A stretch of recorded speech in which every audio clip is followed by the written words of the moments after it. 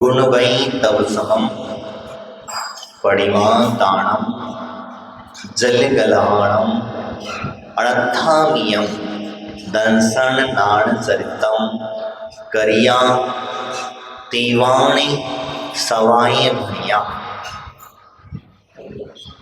आचार्य कुंद भगवान इन 53 क्रियाओं की मुख्यता बताते हैं और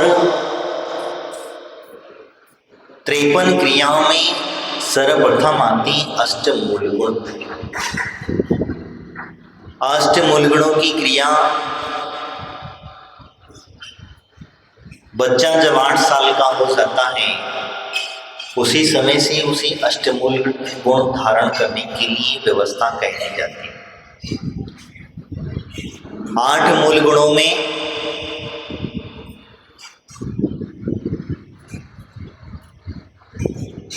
5 अणुव्रत और 3 क्या है? मद मांस मधु का त्याग। कहीं 5 उदंबर फल भी आए, 5 अणुव्रत भी आए हैं, 5 उदंबर फल भी आए। तो इस प्रकार से और भी हम इस प्रकार समझते हैं कि 8 मूल गुणों का पालन करना ये तो आसान है। हमें लगता है कि 8 मूल गुणों में क्या है, रात्रि भोजन का आदि का त्याग करना। अष्टमूल गुणों में जो है जमीन का आदि का त्याग करना, वह आप लोगों को लगता है क्या है कि अष्टमूल गुणों को धारण करें। आप अष्टमूल गुणों की क्रिया अभी तक नहीं समझे हैं और इन्हें सभी को धारण करना चाहिए, क्योंकि जब तक ये 53 क्रिया नहीं अपनाओगे आप सम्यक दर्शन की समझ महत्वता जान लेना। क्योंकि जितने भी तीर्थंकर हुए हैं और होने वाले हैं उन्होंने ये 53 क्रिया का महत्व समझा है। श्रावक की क्रियाएं में करते समय ये 53 क्रियाएं होती हैं। तो जैसे ही बच्चा 8 साल का हुआ और 8 साल के अंदर में ऊपर जैसे उसके संस्कार किए जाते हैं उसे श्रावक बनाया जाता है। क्या? श्रावक। और श्रावक की उसके अंदर में 8 मूल गुणों की स्थापना करी जाती है। जब 8 मूल गुणों की स्थापना होती है तब जाकर के वो आगे बढ़ता है। आगे क्या बढ़ेगा?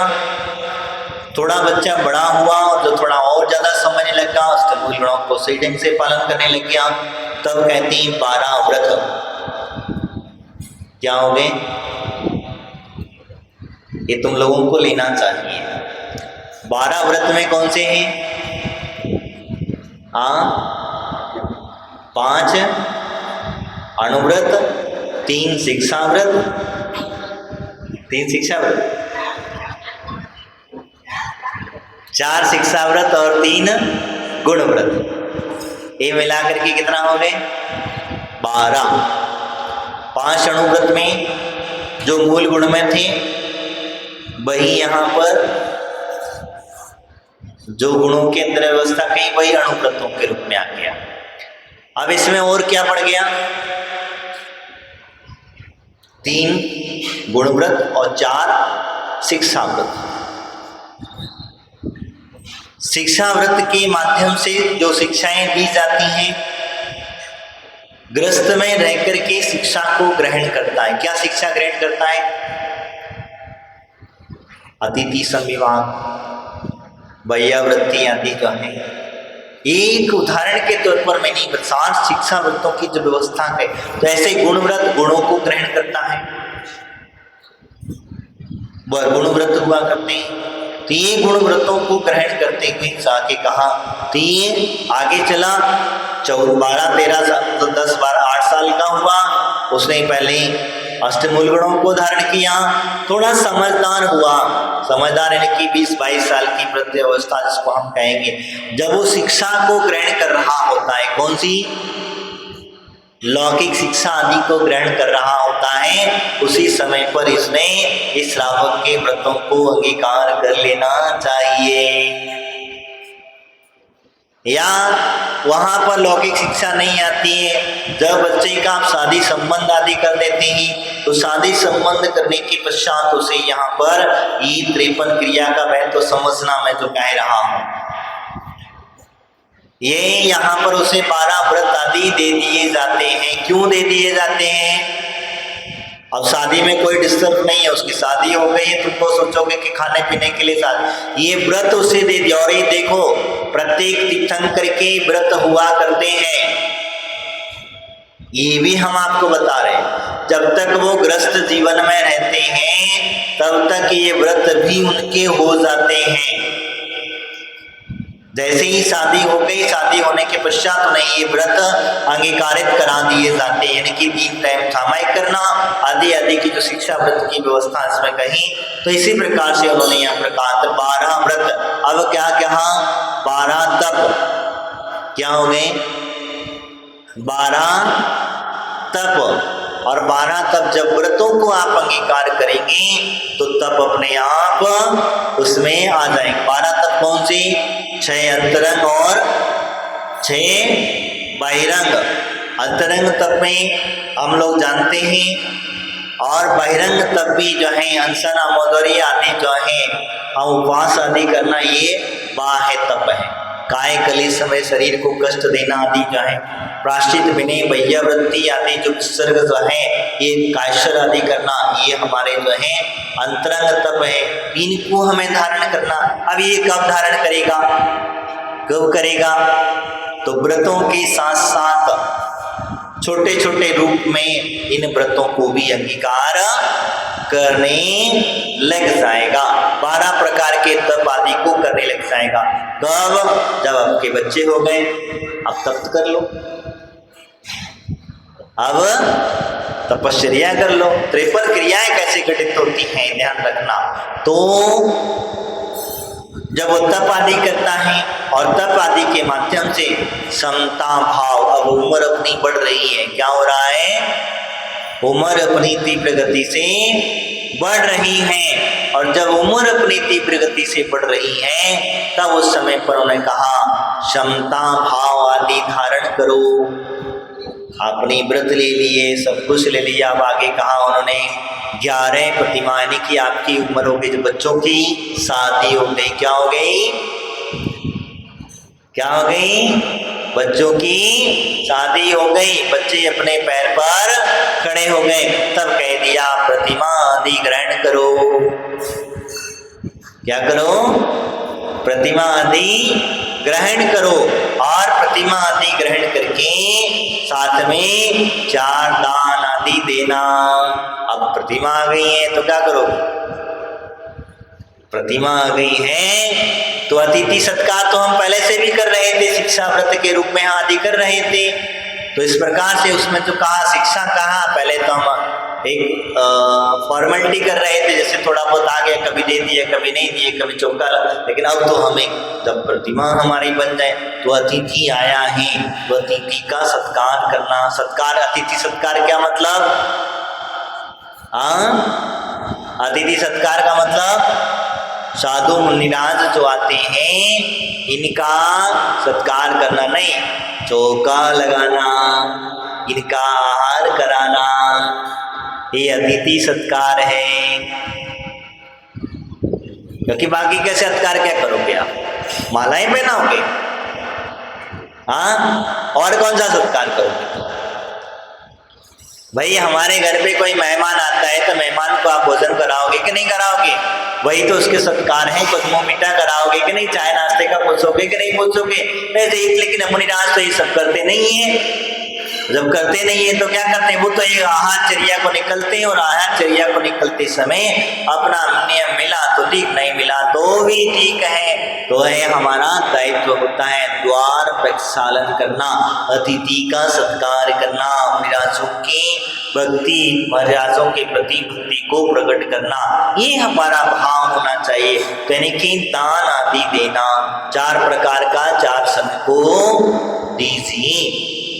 4 प्रकार का जो दान है वो 4 समय को हमें देना चाहिए। आगे उन्होंने कहा पानी छान करके पीना, ये तो बड़ा कठिन है। ये सबसे ज्यादा कठिन है। पानी छान करके पीना, यानी आप जब भी पानी का यूज करते हैं, चाहे वो स्नान के लिए हो, चाहे आप और भी कोई कार्य के लिए हो, या आप पानी पीते हैं उसके लिए हो, तो बिना छना हुआ जल ग्रहण नहीं करना। ये 53 क्रिया मैं बता रहा हूँ, गिनती इसकी अभी विश्लेषण नहीं किया मैंने, तो ये मोटा मोटा बता रहा हूँ। पानी छान करके, पानी ध्यान में रखिएगा, तो इसीलिए हमें पानी छान करके ही पीना चाहिए। अब आजकल हम लोगों ने क्या किया, घरों में नल लगा दिया, नल के साथ में टैंक लगा दिया, कौन सा, फिल्टर टैंक लगा दिया। अब फिल्टर होने के बाद में जब पानी, फिर कहते हैं हमने पानी छाना, तो कैसे छाना, क्या किया, फिल्टर पानी को छान करके क्या किया, हमने छाना किसको, हाँ, और उस फिल्टर पानी में कितने जीव मरे ये आपको पता है। सूक्ष्मता से जब हम उसे देखने जाएंगे तब हमें समझ में आएगा कि हमने कितने जीवों का घात किया।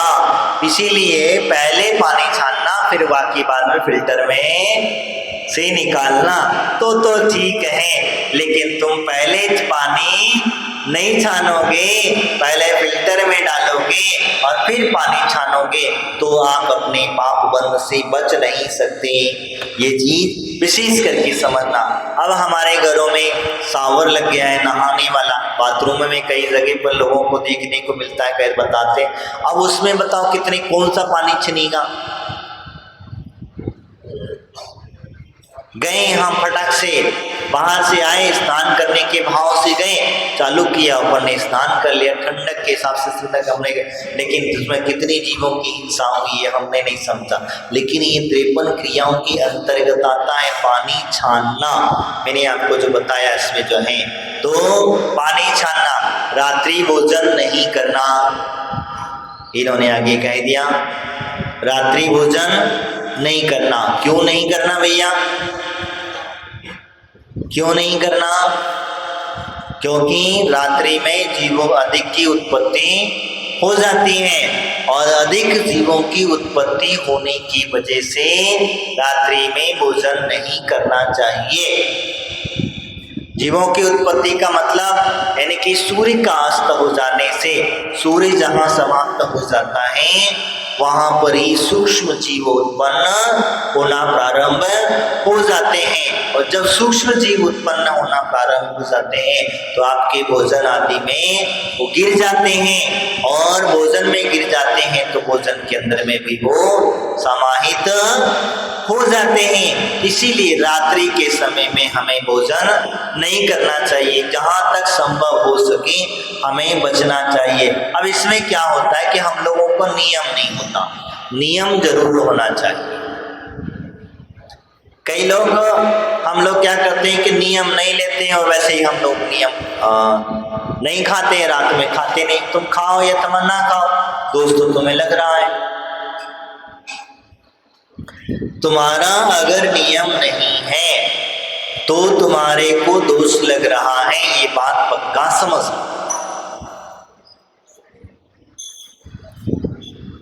अगर कहीं आपको लगता है कि जिस प्रकार से हम महीने में 25 दिन नियम पालें, 20 दिन पालें, 15 दिन पालें, नहीं, अगर आपको कहीं बाहर जाना रहता है तो समझ में आता है कि भैया देखो आगे हमारा नियम टूटेगा ही टूटेगा, आगे हमारा पलने में संभावना नहीं है, तो हम कितने दिन, लेकिन नियम जरूर लेकर के रखें। और ज्यादा कुछ अगर आपकी समस्या होती है तो आप एक काम और कर सकते हैं, जैसे आप रात्रि में सोने के पश्चात आपको पता है कि कल कहीं जाना नहीं है, और जब कहीं जाना नहीं है तो फिर हमारा 24 घंटे तक का क्या है, रात्रि भोजन का हमारा त्याग है। तो सोते समय अगर आपने रात्रि का भोजन का त्याग कर दिया, अब आपका देखिए अगर कहीं संयोग वसात नमोरंताणम ना हो, दीर्घायु बने रहो, तो वो उसका परिणाम ये होगा कि आप अगर चले भी गए तो आपकी दुर्गति नहीं होगी।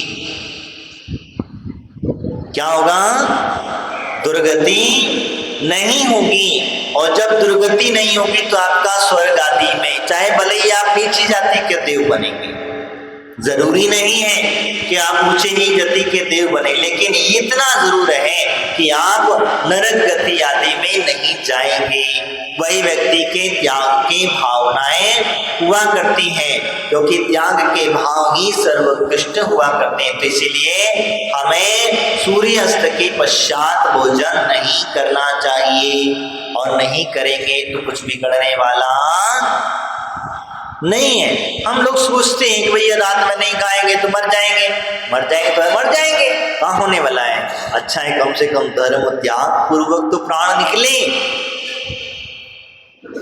हम इस मनुष्य पर्याय में रह करके जो पाप कमा रहे थे, अब वो पाप कमाने से तो छुटकारा मिला, और जहां तुम्हारी आयु कर्म समाप्त होने वाला है वहां तुम्हें कोई बचाने वाला भी नहीं है। तुम खा करके भी तो नहीं बच सकते हो। कहीं हो सकता है आपने बढ़िया स्वादिष्ट भोजन किया और एसिडिटी ज्यादा बढ़ गई, और ज्यादा बढ़ गई तो आपको हार्ट फेल हो गया। खाए हुए बिना त्याग करे हुए चल बसे, और जब चल बसे तो फिर क्योंकि ज्यादा खाओगे तो भी नुकसान है, स्वाभाविक चीज है, क्योंकि ज्यादा खाओगे अपच होगा। अगर आप नहीं त्याग करें, नहीं शरीर को खाली रखेंगे, क्योंकि ये विशेषता मैंने बीच में भी आप लोगों से कहा था कि डॉक्टर भी इस बात को मानते हैं, और पश्चात संस्कृति में जैसे बड़े बाहर देशों में, विदेशों के अंदर में भी अभी ये धीरे धीरे करके उन लोगों के अंदर में भी फैक्ट आ रहा है, वो लोग भी इस संस्कृति को अपना रहे हैं। वो क्या? वो लोग 18 घंटे अपने शरीर को, पेट को खाली रखते हैं, फास्टिंग करते हैं। 18 घंटा खाली रखना समझ रहे, यानी कि रात्रि भोजन से बचने का संभवता पुरुषार्थ करते हैं, प्रयास करते हैं। तो आप तो जैनी हो, और जैनी होकर के अगर वो रात में खाता है तो फिर मतलब क्या हुआ? कुछ हुआ? नहीं हुआ। अगर तुमने रात में नहीं खाओगे तो तुम्हें बहुत ज्यादा सम्मान मिलेगा। आप देखना, किसी मेहमानबाजी में जाते हैं, किसी के घर चले जाते हैं, जब उसको पता चल जाता है कि आप रात में खाना पीना नहीं करते हैं, तो आपकी खातिरदारी उसी तरीके से होती है। कहीं कहाँ खुदा ना खास्ता किसी कर्म के वसीबूत होकर के आपकी व्यवस्था नहीं बन पाती, बात अलग है, लेकिन हर संभवता आपकी व्यवस्था अपने आप बन जाती है। इसीलिए आपको घबराने की आवश्यकता नहीं है। इसीलिए मैंने कहा कि रात्रि भोजन नहीं करना। संभव कुछ भी हो जाए, प्राण निकले तो निकले, लेकिन मेरा त्याग ना टूटे, ये से भाव हमारे होना चाहिए। तो अगर आप नहीं खाते हैं, रात का त्याग नहीं है, तो त्याग कर लेना चाहिए, तो हमें उसका फल मिल जाएगा। जैसे बैंक में अकाउंट खोलोगे तभी आप कितना भी पैसा जमा करोगे वो सारा का सारा आपको रिटर्न मिल जाएगा। और बैंक में अगर अकाउंट नहीं है और आप पैसा जमा करते जाएं तो क्या आपको पैसा आपका रिटर्न मिलेगा? मिलेगा क्या? नहीं मिलेगा। ऐसे ही त्याग रूपी बैंक में आपको अकाउंट अपना खोलना पड़ेगा, त्याग करना पड़ेगा, तभी जाकर के उसका फल हमें प्राप्त हो पाएगा। इस बात का विशेष करके ध्यान में रखा जाना चाहिए। इसके पश्चात कहते सम्यक दर्शन, सम्यक ज्ञान और सम्यक चारित्र। ये श्रावक की 53 क्रियाएं होती। कितनी होती हैं? 53 क्रिया, जिनकी हम चर्चा कर रहे थे। इस श्रावक की 53 क्रियाएं हैं, यानी कि 8 मूल गुण, 12 व्रत, 8 और 12 20, 12 तप, 32 और 11 प्रतिमाएं, कितने हो गए? 43 और 4 दान, 43 4 कितने हुए? 48 47 हुए। और पानी छान करके पीना 1, 48, रात्रि भोजन नहीं करना 1, 49 और 3 सम्यक दर्शन, सम्यक ज्ञान और सम्यक चारित्र। कितने हो गए? एक काम भटक गए हम, कहीं गए असमता भाव, एक भूल गए हम, भूल गए एक समता भाव। ये कितने हो गए? ये 53 क्रियाएं किसकी हैं? श्रावक। ये 53 क्रियाओं को करोगे तब जाकर के तुम श्रावक कहलाओगे। अब अपने आप में लगा लेना।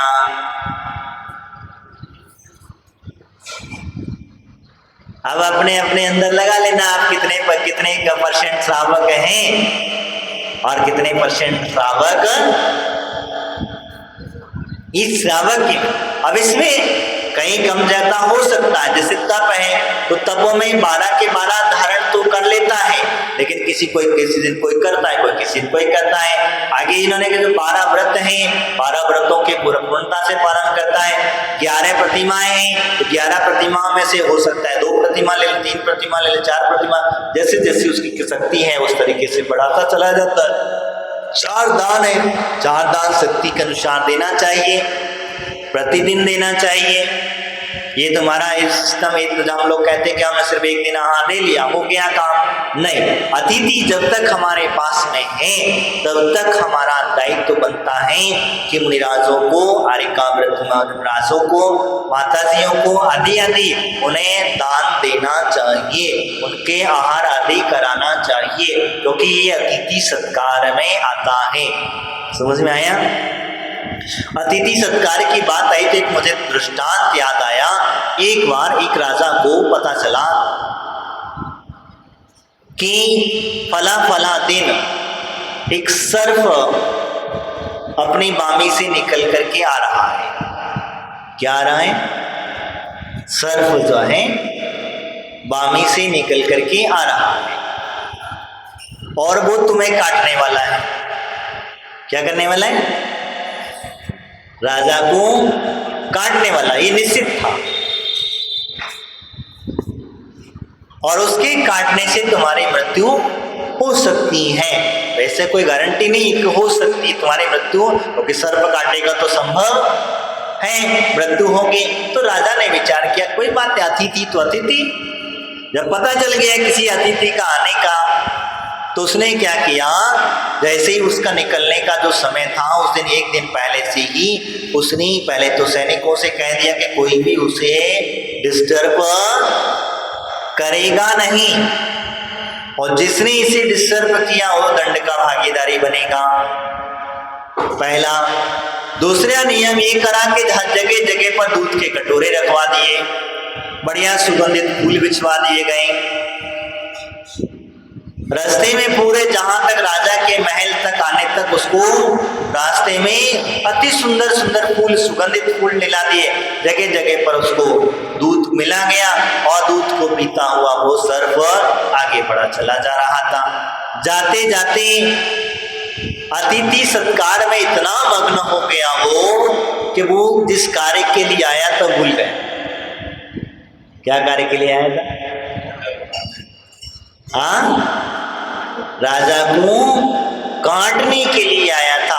अतिथि सत्कार में उसने इतनी सत्कार देखा, राजा ने खुद जाकर के उसका स्वागत किया। उसने कहा आप पधारे, हमारा भाग्य है, हमारे महल में आप पधारे, यह हमारा भाग्य, परम सौभाग्य आदि आदि के माध्यम से उसे संबोधन दिया और दूध का कटोरा पहले इसको ग्रहण करें, और उसने रख लिया। सर्प बेचारा सोच में पड़ गया, बताओ मैं किसे काटने निकला, मैं किसे पीड़ा देने निकला हूं?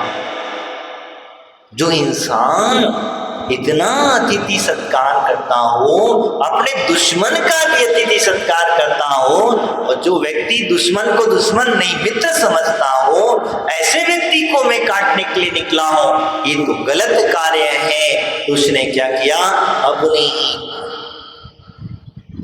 फन को सिर पर 2-4 बार मार के अपने ही प्राण ले लिए और राजा को जीवन दान दे दिया। समझ में आया? तो ये होता है अतिथि सत्कार का महत्व।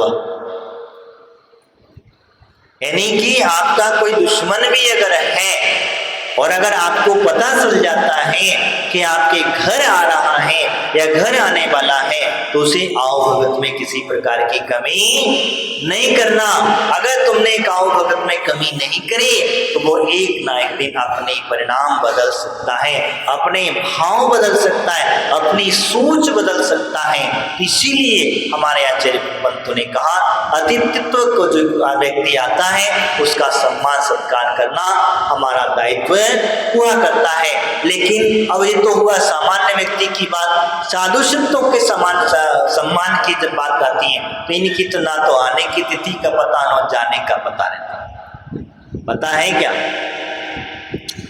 आने का भी पता नहीं रहता और जाने का भी पता नहीं रहता है। तो जब आने जाने का पता नहीं रहता है तो फिर बीच में जब हमें समय मिला है उसमें उनकी भक्ति पूर्वक कहा दान आदि दे करके उन्हें डेली जितने दिन तक रहें उतने दिन तक हमारे अतिथि सत्कार करें, अपना कर्तव्य हम स्वयं करें। और जब व्यक्ति श्रावक होता है वो अपना कार्य अपना कर्तव्य जब व्यक्ति करता है तो उसे अवश्य उस महान पुण्य का संचय कर लेता है।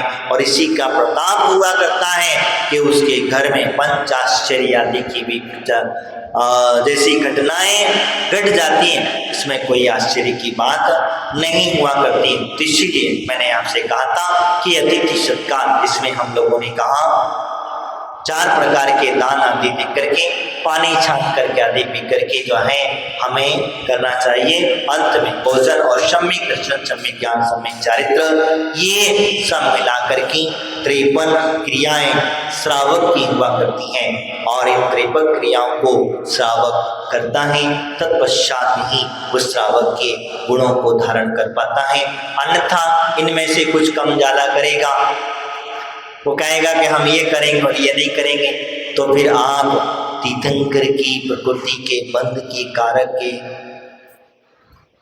मोक्ष मार्ग की क्रिया में, ये मोक्ष मार्ग की सहायक की क्रियाएं हैं। आजकल हम लोगों ने संस्कार विधि 53 क्रियाओं का वर्णन, संस्कार विधि जो आप जानते हैं वो हमने कराना बंद करा दिया। इसीलिए कहा क्योंकि ये होता कहाँ से है, तो वो सब क्रियाएं इस प्रकार से किया करता है। जो भी तीर्थंकर होते हैं उनकी भी क्रियाएं होती हैं, जैसे गर्भ संस्कार विधि होती है उसी प्रकार से कराते हैं। आगे जब बढ़ता है बच्चा जन्म लेता है तो संस्कार होते हैं, तत्पश्चात जब 8 साल का होता है फिर संस्कार होते हैं, शादी होती है फिर संस्कार होते हैं, और जब वो मोक्ष मार्ग पर बढ़ता है फिर संस्कार। ये संस्कारिक विधियां हैं, इसीलिए 53 क्रियाएं हमेशा श्रावक ने करना चाहिए और अपने नियमों का पालन करते रहना चाहिए। इन्हीं भावनाओं के साथ बोले महावीर भगवान की, आचार्य गुरु श्री विपुल संगत जी महाराज की, राजस्थान सिद्धवाणी माता की।